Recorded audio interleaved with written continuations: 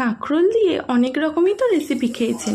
একবার এইভাবে কাঁকরোল দিয়ে বড়া বানিয়ে খেয়ে দেখতে পারেন, খেতে হয় দুর্দান্ত স্বাদের। এখানে আমি বড়া বানানোর জন্য মসুর ডাল 2 থেকে 3 ঘন্টা আগে ভিজিয়ে দিয়েছি। দিয়ে দিলাম পেঁয়াজ, কাঁচা লঙ্কা আর আদা, একটু জল দিয়ে ব্লেন্ডারে ব্লেন্ড করে নিয়েছি। দিয়ে দিচ্ছি এখানে পরিমাণ মতো নুন, হলুদ গুঁড়ো, কাশ্মীরি লঙ্কার গুঁড়ো, ধনে গুঁড়ো, গরম মশলার গুঁড়ো, কালো জিরে, পরিমাণ মতো মিষ্টি আর একটু ধনেপাতা কুচি।